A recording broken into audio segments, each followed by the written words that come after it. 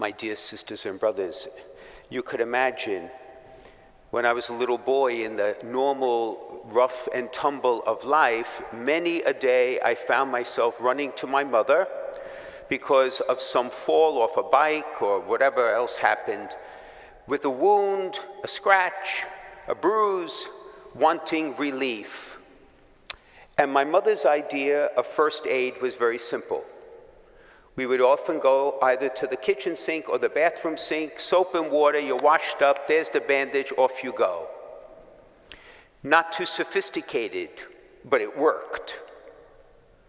In fact, the initial pain quickly dissipated, and most of the time, life went back to normal.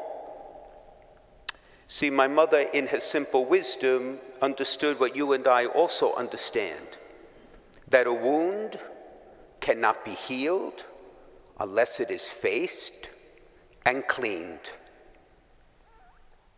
That, my friends, is true of our mortal life. It is even more true in our spiritual life. For when we are wounded or wound ourselves by not just our sinfulness, but the things that may happen to us, those wounds need to be faced and cleaned. For if they are not, they fester and can cause great harm, even death. I raise this to you, my friends, this morning on this day when we celebrate the glorious example, model, intercession, and protection of Patrick, who is the patron of all of Ireland and one of the great saints of the Western Church. Patrick understood what I just said, and because he understood it, miracles happened. Why do I say that? Well, you know the story of St. Patrick. You know, Patrick was the son of a Roman official who lived in what is now Great Britain, or at least Britain. And at the age of 16, he was kidnapped. And he was sent to Ireland to work as a shepherd, an indentured shepherd. And he was in Ireland for 6 years. And then he was able to escape. And once he escaped and had his freedom, he did something remarkable, extraordinary, beyond belief.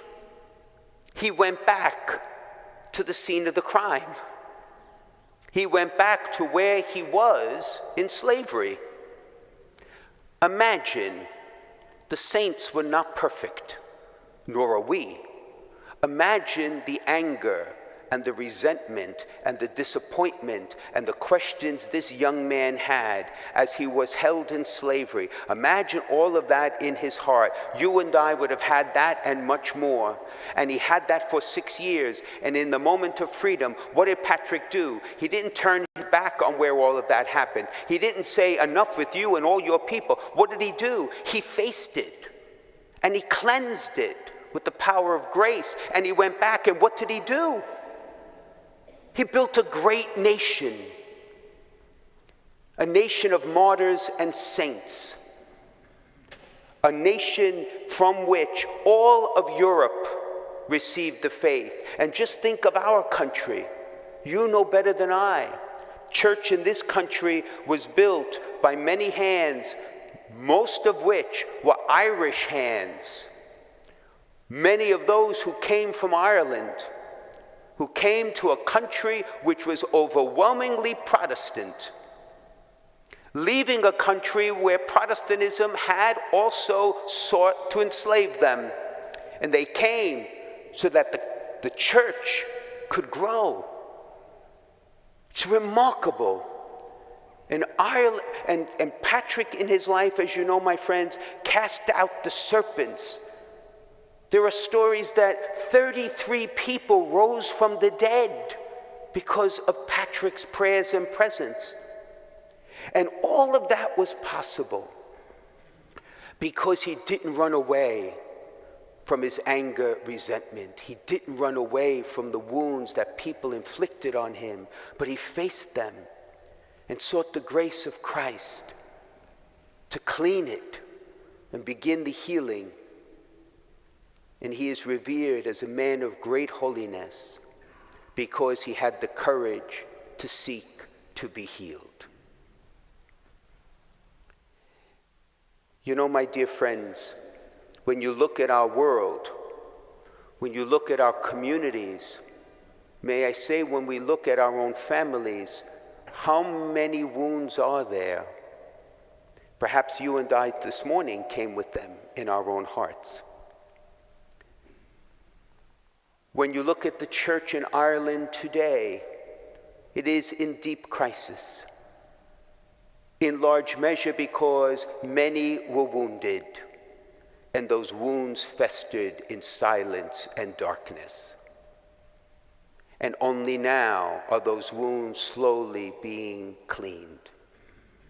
So too in our lives and among our families and in our communities and in this very broken world.